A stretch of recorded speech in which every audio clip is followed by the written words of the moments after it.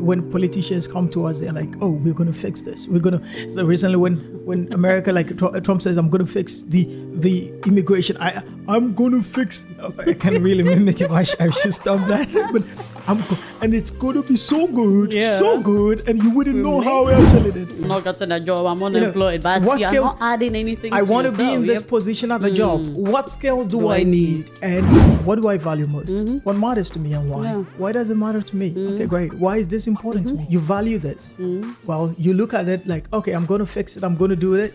But now I don't have the energy for it. Exactly. You know, you are tired. It's like, I'm trying to raise a family. I'm trying to make money. I'm trying to build an organization. I'm trying to do all of this. Like both of us are trying to do all of this. Ministry. But yet our energy is scarce. Yeah. Our resources are scarce. And you know what happens when you have scarce resources and even energy, you know, against your needs? Stress. So you begin to get stressed and you do not realize it.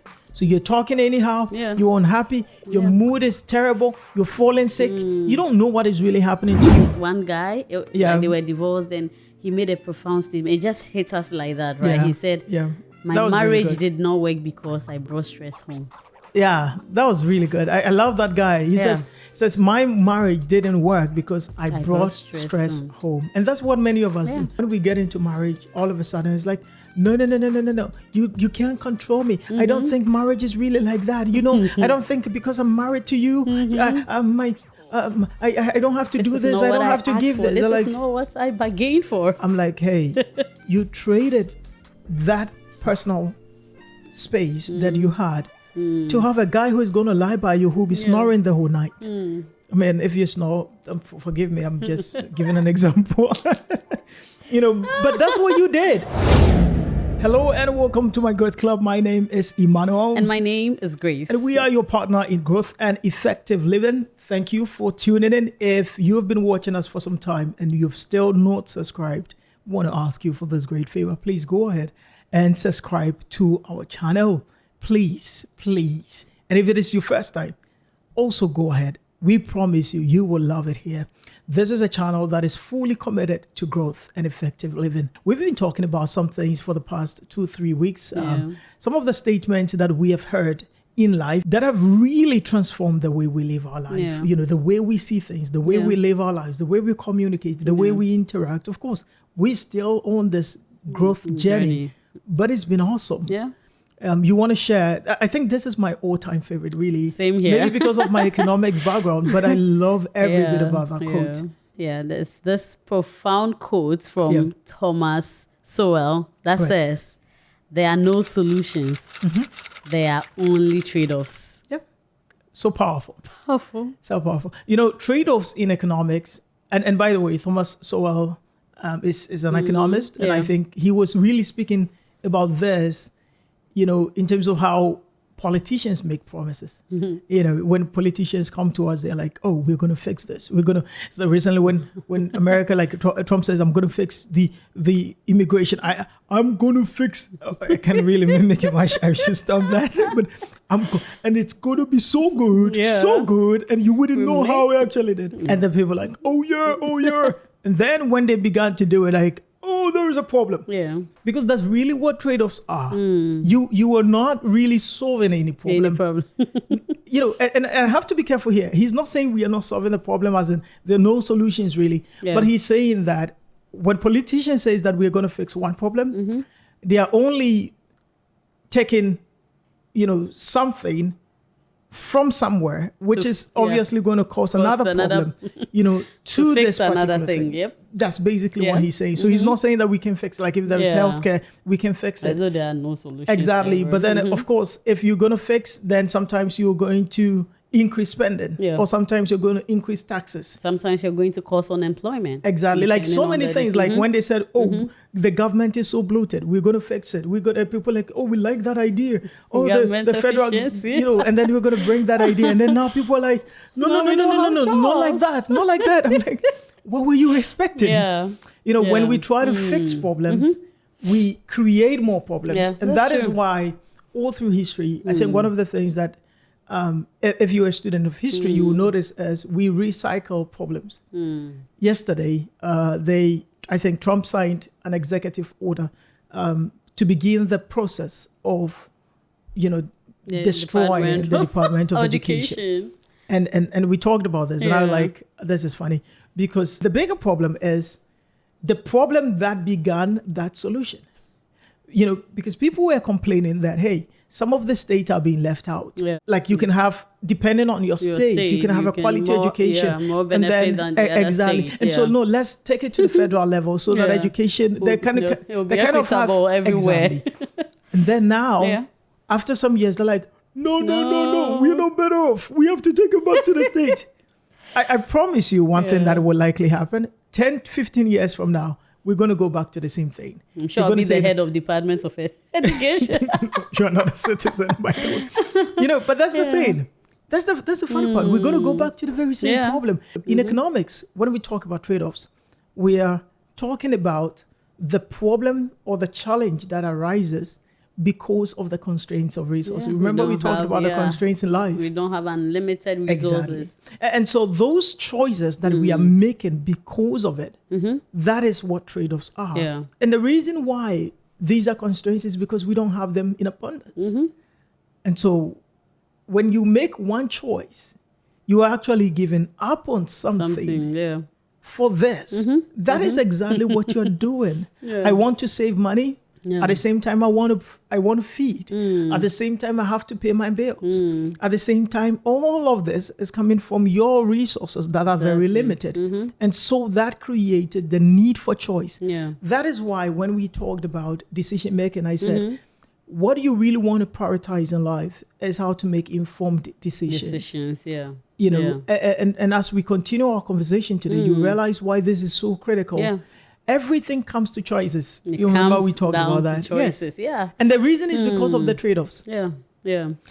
If you're not careful and you don't understand the importance of making informed choices, you will always trade off one problem for the other. And you think you are solving the problem. And sometimes you end up with a bigger problem that you were running away from. And that's what you're doing. The last time I was talking to someone and I said, when thinking about this code, right, that has been like fundamental to our marriage, our relationship, and even our family, understanding this, I was telling the person that, life, it's not as though we are able, life is like, a puzzle.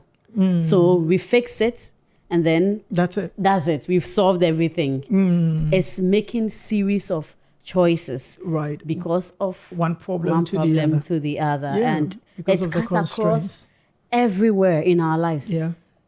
For example, family, somebody will say that,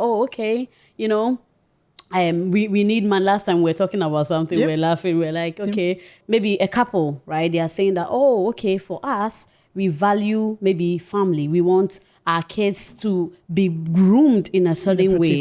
And we know that, the 9 to 5 will not cut it if we are going for both of us. And then we decide that, maybe the woman stay home, do something and then take care of the kids so that their homeworks, right? It's not somebody else raising your children or the man is doing that. And then fast forward. So we wanted something. We feel like the problem is that, our children are not, being groomed in the way we want. The schools are doing that for us and everything. Give up your work. Take care of the kids. Now, one person does that. Then it means that now there's limited resources. Maybe together obviously. It was $2,000. Now you don't have double income. $1,000 is gone, and that's why we'll come back. We would delve deeper into why we need to make informed decision for this, this particular situation, right? Because at least when you make the informed decision, it may not always be 100%, but like the expectation, the outcome is quite expected. So you are not now complaining, now we don't have money. Exactly. You are not bringing money home. Exactly. You are not doing anything. Exactly. Or even the wife will say that, so why are you not coming home? Or why are you not doing this? Am I not the one who is doing the work alone? Am I not So those are unnecessary frustrations and, fights here and there. Yeah, and it happens because of scarcity, life constraints again. Yep. If there were no constraints, I promise you, we could live anyhow we want. We could do whatever we want. But there are constraints. There are constraints. There are energy constraints. Yep. There is a constraint of time. There is constraint of resources. There are even people constraints. You know, We all don't have the same skill set. Yeah. We don't have the same mindset. We don't have the same heart set. Yeah. So we talked about that. If you've not watched that video, go ahead and watch them. do. But understanding the constraints are so important because there is no perfect choice, really. There's no perfect choice. There's no perfect choice. They're just trade-offs. Yeah. It's not like a choice that you're not losing anything. You're losing something for every decision, for every choice. Someone says that, like we talked about, people avoiding a state of singleness. Yes. It's like, so that it can be, because they just married, right? they think it's shameful when people ask you that, are you married? You are 30 and you're not married. They don't feel good. Yeah. And so we want to avoid that feeling. And because we try to avoid that feeling, what we do, we marry. And sometimes it's not like we married the person that we love. Sometimes we don't even love them. Sometimes we're not even sure what we're doing. Yeah. But we just do it anyway because all our friends are doing it and other people are doing it. And so we do it. We may not even be ready for it, but we just do it. So what happens? We trade away our singleness and freedom, which has which has a big room for personal freedom and whatever you want to do and however you want to do it. Wake up whatever you want to spend your money however you want to. And then now when we get into marriage, all of a sudden it's like, no.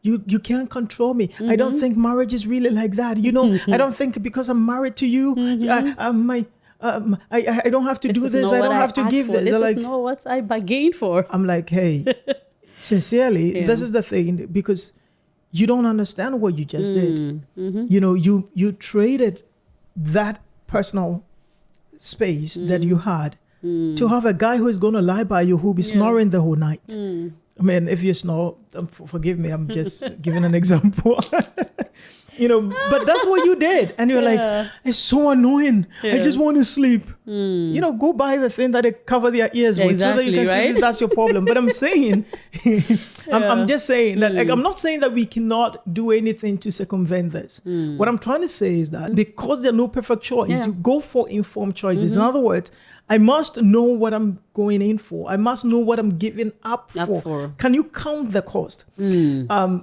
two costs, really. There's the direct cost, and other people may say indirect cost. But then I will say that there is the real cost and there is the opportunity cost. The real cost is basically the cost that you can calculate. For instance, I am going to buy this. It's $100. Okay, that's the real cost. Okay, fine, good. But opportunity cost is that if I buy this, if I have $100 and then I buy this and I want two things, okay? So I have $100. This product that I want, let's say I want a jacket, and then at the same time I want a shoe.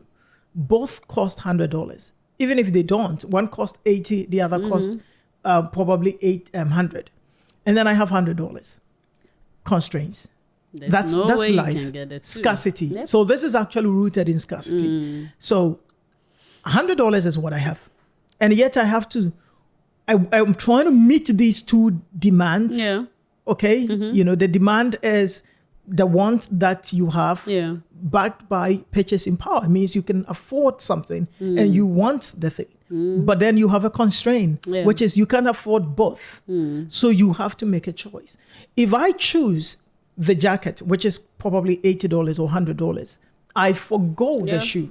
That's literally what you're doing. I forgo that. I cannot choose it and then have this. That's it. The only way I can have both is that, let's say it's $50 and $50, and I can say, okay, well, I can split it. I can afford it. And so I have to make a choice. And this is the problem I am seeing, especially with our generation, a lot of people, that we do not count the cost. Jesus says, who built a house without first counting the cost? Count the real cost and count the opportunity cost. What am I forgoing? Sometimes it's difficult to estimate. Fine, I get it. But if you really freed yourself from the pressures of friends, pressures of society. So I tell people to take your time when you're making decisions. And try to ask yourself, if you have the journal, there is a part where I ask you, how informed are you about this decision? Right? How informed are you? And then we also talk about the need to factor in human behavior. That is also so important. Because, again, human beings are human beings. If you make decisions without factoring in human behavior, you are going to be in trouble. So we make decisions and we think that people are not going to change. Or I'll bring this in a setting, like even a home. Right? Let's say you're going to buy a house or you're going to rent a house. Let's say it's a new building, and then you're going to rent. And then they say, oh, put this amount of money down as a security deposit. Like, why are they asking you for security deposit? Because they know human beings. Human beings are going to mess the thing up. They understand that. Yeah. And because they know human beings are going to mess the thing up. That's deep. They try to have a guarantee. Yeah. Okay. Or again, they try to insure the risk. The risk. They want to make sure that, you know what, people can be people. And so that's the thing that happens sometimes in my teams. Maybe there is a challenge and someone is saying that there is a problem. And oftentimes when they say the problem, it's like, I can see that they think I don't understand them, or I'm not, or maybe I'm thinking that I'm not seeing what they're seeing. And often I tell them that I see what you see. I get you. Okay. But you are not proposing a solution. You are taking one problem, you know, and replacing it with a bigger problem. Yeah. I'm trying to say, what are the benefits? What are you getting? Okay, what will be the alternative? Yeah. Because when you understand human behavior, I say, okay, you know what? What about if we train them in this way? So like, oh, no, they can't be trained. Okay, great. If they cannot be trained, what can happen? Yeah. Do they need help? Do they need support? I try to understand. It's the best thing to do, because if you're not careful, you will trade off one problem, which was a problem, but it was a lesser problem to deal with. And replace it with a bigger problem because you didn't understand human behavior. That's why companies like banks can give loans to people because of human behavior. They know. Yeah.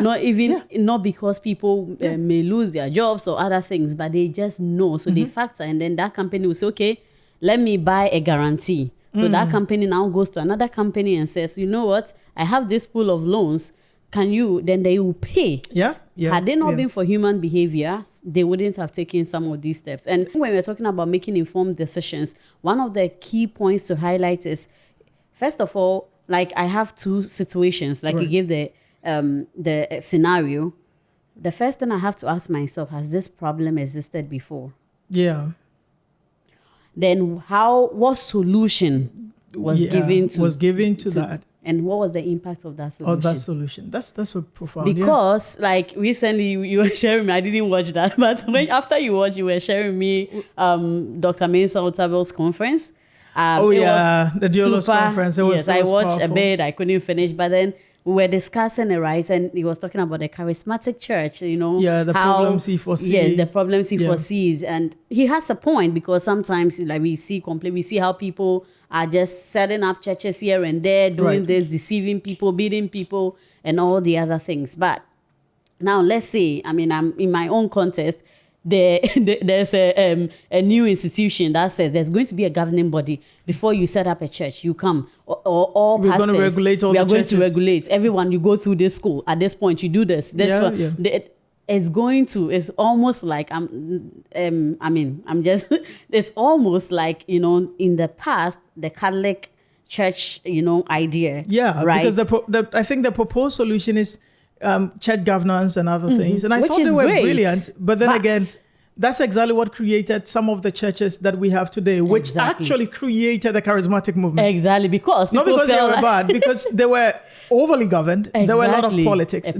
Sometimes people feel like they are supposed to be, you know, it's time for me to be a pastor or an elder or this, and it's never my turn. Maybe the person has giftings, then the person decides that, you know. And so they go solo, and then the people are like, wow, they're gifted, because their giftings were not suppressed by probably even what to teach and how to teach. You know, we had books that were written, or sermons that you have to read. And that created the same like thing. People say, then the Holy Spirit is, no, how should I read my sermon? How would the Holy Spirit talk? They tried to have doctrinal fidelity. And so they consolidated the teachings. They created books where the sermons that you're going to teach, you know, in your church and other people, they literally have to read and all of that. And people felt like, nah, you're suppressing the giftings of the Spirit. The Holy Spirit cannot appear. Exactly. It created that. And now, because of the charismatic movement, we say, oh, we see the danger. No, we're calling them. Let's look at how these people did it, that they've stayed relevant. Yeah. But we forget that is what actually created a charismatic church. And so, you know, I foresee that we will also go back. Then the charismatic movement, or a lot of these big churches, in quote, will become like those ones. Exactly. And then now individuals will break out again. And then probably they wouldn't call it charismatic church, but they'll call it something. So if you go through history, you'll notice that there is a cycle.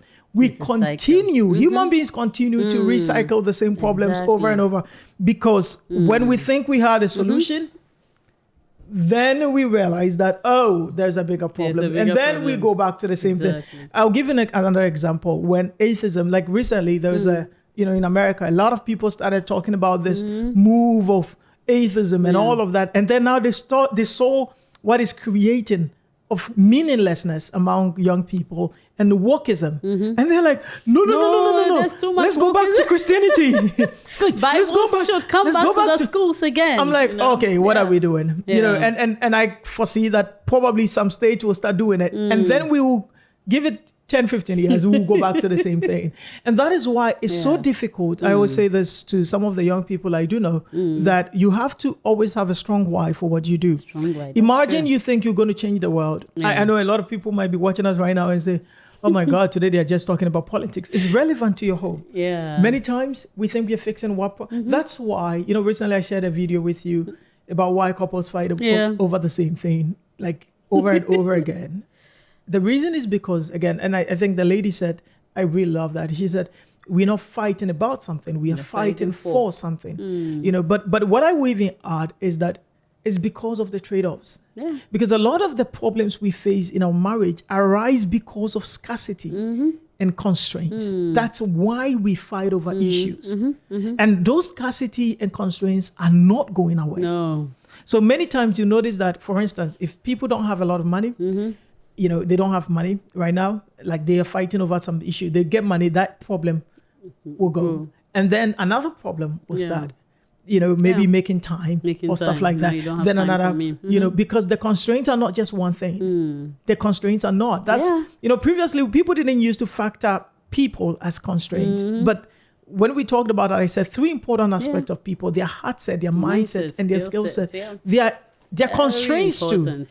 You value this, the person doesn't value this. That's what a heart set constraint is.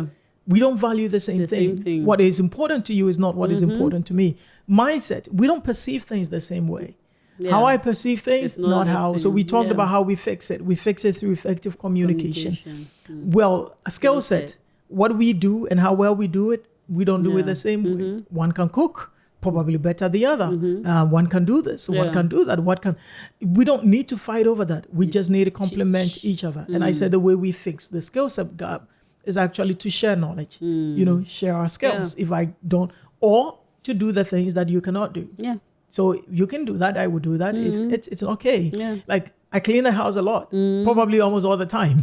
And the reason is because I'm better with keeping our house than you do. And you cook, I barely cook because you're better at doing that, right?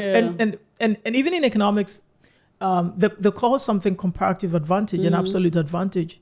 This is where comparative advantage comes in. It's like, you can do several things, but why should I do this? And they factor in the very same thing, opportunity cost. They say, okay, maximize the one that you have low opportunity cost in. It's like, what do I have to forgo to do this? Like if two people in a marriage, one is making probably $20,000, okay? And then she can also cook, or she can actually do well with the kids. And then you say, no, you can teach the kids better. So you come teach the kids, okay? Just stop the work. You're forgoing $20,000 like a month. That's literally what you do. And then if the man is doing maybe a job that he's making $5,000, then he's like, I am the man.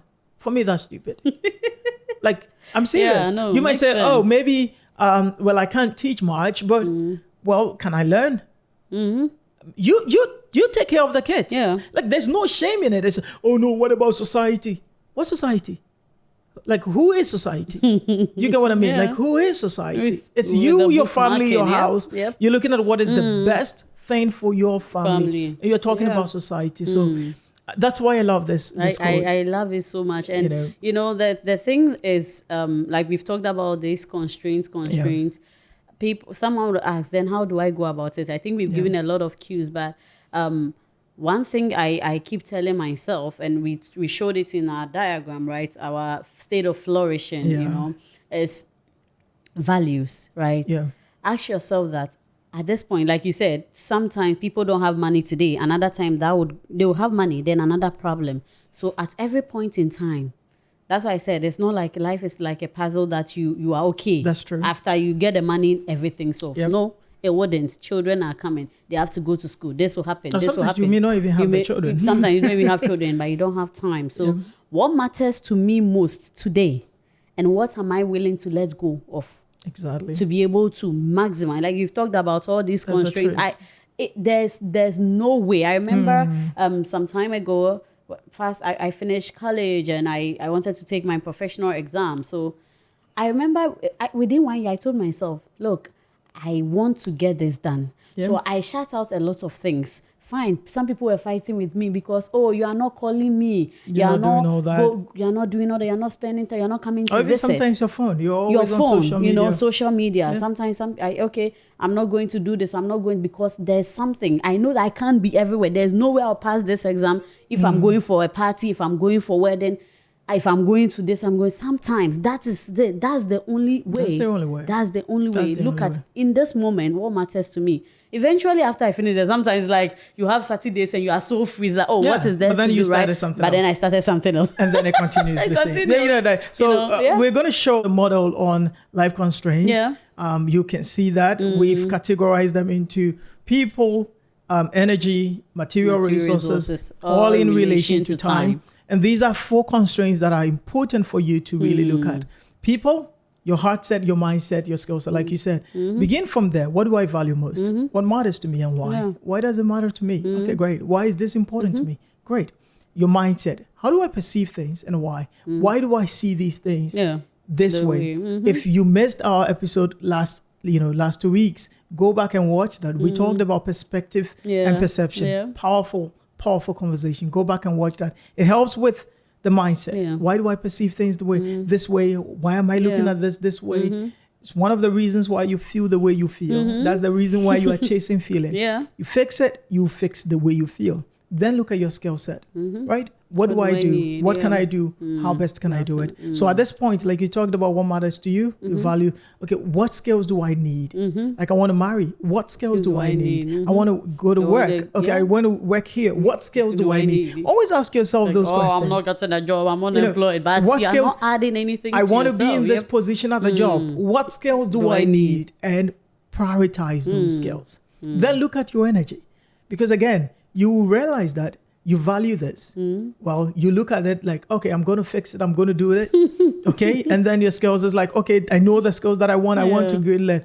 But no, I don't have the energy for it. Exactly. You are tired. You go to work, you come back. It's like you barely can read anything. You are trying to just upskill, but you don't have the energy. So that's it. Yeah. And so look at the energy and see how we can actually manage our energy. And our advice is, use an energy scheduler or what we call calendars, digital calendar, paper calendar, whatever it is. Or if you have a journal, if you have our journal, it helps you. Please get our journal, that you actually.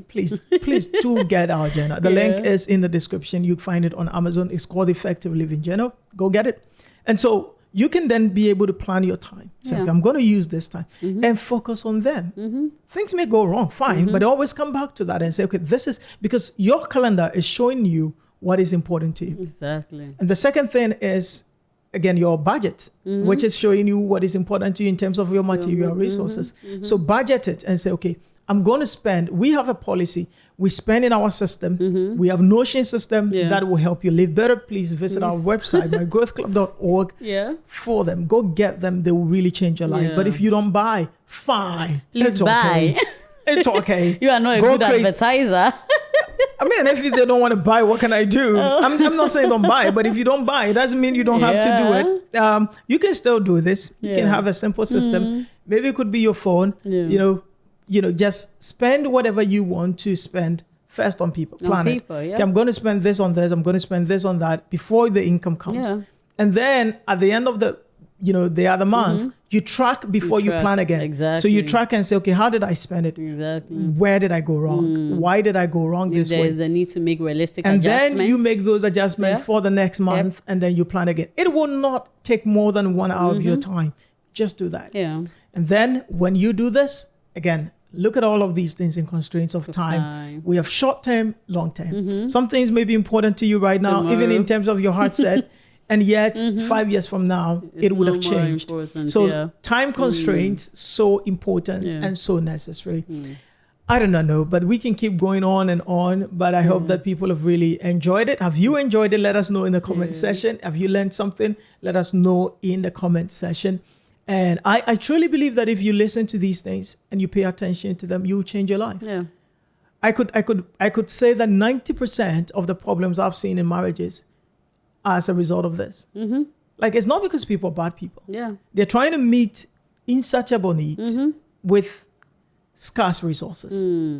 You know, they just don't see it. Yeah. It's like, I'm trying to raise a family. I'm trying to make money. I'm trying to build an organization. I'm trying to do all of this. Like, both of us are trying to do all of this. Ministry. But yet our energy is scarce. Yeah. Our resources are scarce. And you know what happens when you have scarce resources and even energy, against your needs?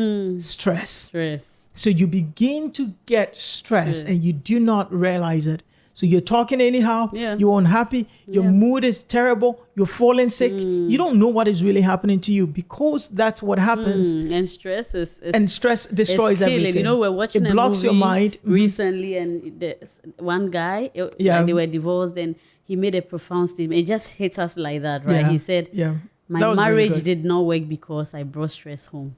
Yeah, that was really good. I love that guy. He says, my marriage didn't work because I brought stress home. And that's what many of us do. We bring stress from work. We bring stress everywhere. And I thought, wait, he didn't say I took the stress from home. He says, so my marriage was okay, but I brought stress home. Into it. And at that time he was building his business, he says. And so things are not going well. He comes back home. He's not able to disconnect. He's not able to tell his brain that this is home. This is not work. Yeah. It's like he brings the same thing. Yeah. And that's the way we are. Human beings are like that. If you understand these constraints and you understand what is really going on in life and you understand all of these against your needs, I could advise that don't want many things, but I know you're not going to listen.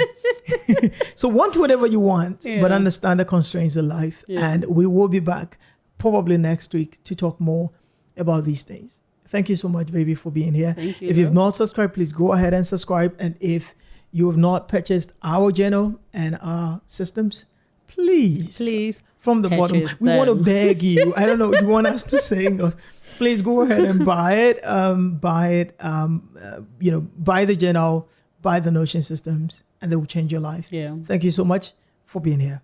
See you another time. Bye-bye. Bye.